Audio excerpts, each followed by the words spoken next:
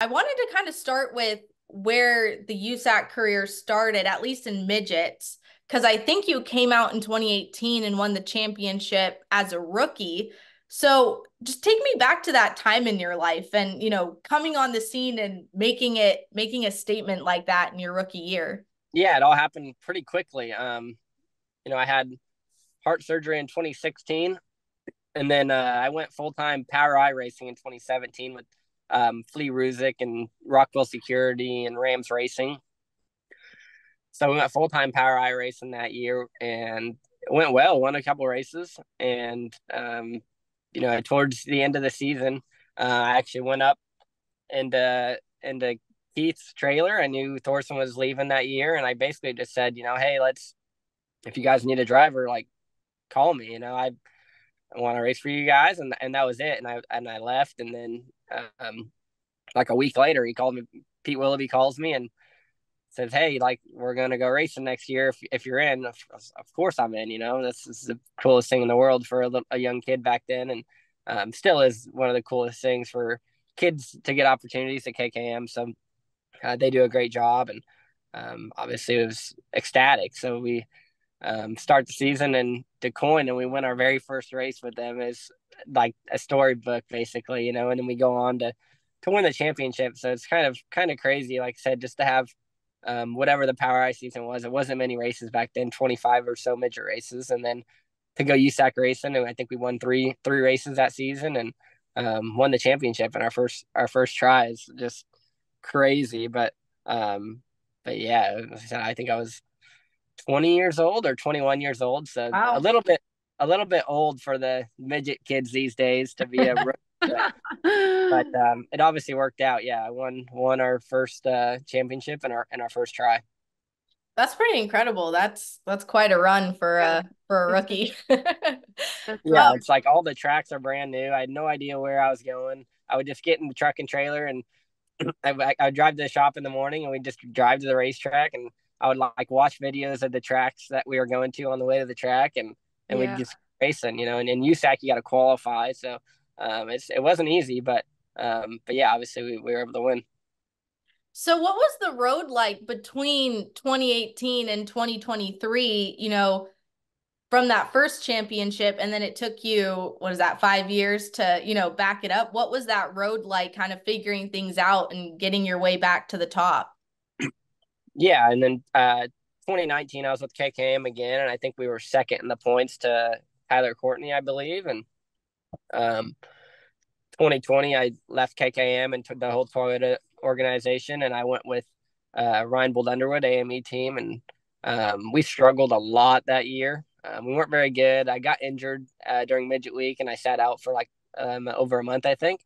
So kind of all my points aspirations were gone that year anyway.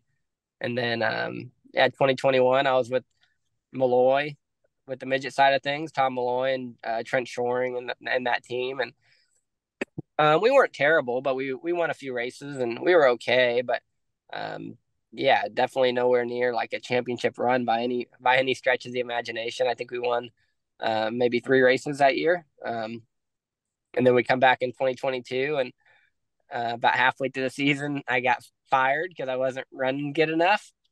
Yeah, and then like I said, I come back to the Chili Bowl in 23, win the Chili Bowl, and then we get together with Abacus Racing this year or last year, and had the best season of my career. 8 wins and title and midget week title, and just lots of big races, Eldora, tons of big races. So yeah, like I said, just crazy how momentum helps with racing, and then just putting yourself in situations that work work out, things you're comfortable in, and people that believe in you, and yeah, like I said, people that are having fun racing certainly helps too. So I want to touch on something. So you mentioned Abacus Racing, obviously led by Brent Cox, Yeah. who I've personally gotten to know well over the past couple years on the Silver Crown scene. But kind of, it's like really rare, and obviously in motorsports, especially these days, for someone to come in like that and like really just want to help racers in general and help them achieve their goals and dreams and provide them with the necessary resources to win races. So what has his influence on the team and just his passion for racing? How has that kind of influenced how you go about with your day to day, or how the team kind of readies themselves, for the race weekends? It's been awesome. Like you said, Brent's just really just a passionate race fan who is now in the situation where he could have his own race team, and he has obviously got a great business, and he's able to he has got lots of local Indianapolis partners who come on board our team and kind of help us get what we need and whatnot. So he's been awesome. He's just goes about it in such a different way than most owners that I've ever raced for, and it obviously makes sense for him, and he loves being a team owner and just being a part of the sport. Really, he's been a race fan forever, and now that he's seeing a different side of it, it's obviously a change for him, but he seems to enjoy it. And I said he just goes about it in different ways than I've ever had racing for other people, and it seems to work well. And it's changing for him quickly, because we went from a year ago today, as we're sitting here, he didn't have a top five in a racing organization really, and then we show up and I think we had like 20 something top fives, and all in one season. That's really not normal for a new team, but like I said, he goes about it in a different way than most people, and obviously getting results for the way he's doing it. So he just assembled a good team, and he gives us the stuff we need. It doesn't really tell us no very often, but we don't ask for stuff we don't need either, right? You don't ask for all the extravagant stuff. We tell him what we need when we need it, and we get that stuff, but we don't go crazy either. So and it works out for all of us, right? I enjoy the people I'm racing with, and obviously I'm having a good time doing it, and I didn't really even want a midget race this year, so he kind of twisted my arm just to do it.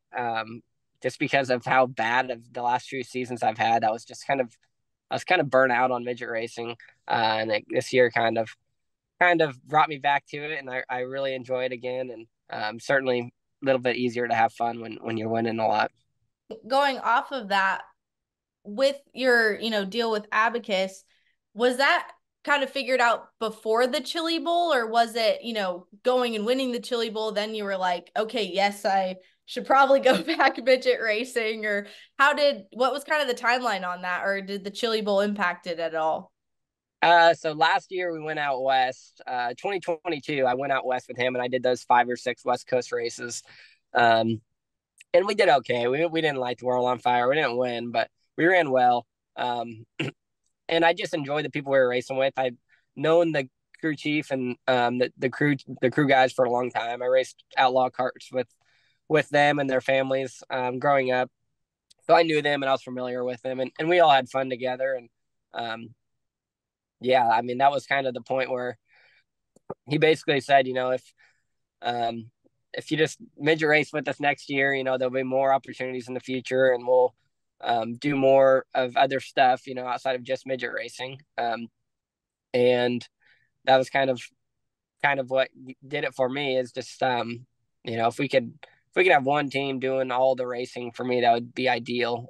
With USAC and all the 3 series, and it's so chaotic trying to race for 3 different car owners and 3 different cars, and different crews every week. It's just a lot to deal with, and I figured if we could eventually get down to where I'm running for all the series with one team and one crew, and the same people all the time, it would be a lot easier and just make more sense for me. So that's kind of where it came about. Was last 2022 out west, we went racing, and I had fun, and we ran all right, and I knew we could run better with some different things changed, and I got him to change some things obviously after the Chili Bowl, and I think it finally committed to everything after the Chili Bowl, but we were pretty much set to go racing for the season before that. So it didn't really change much, but certainly helps confidence.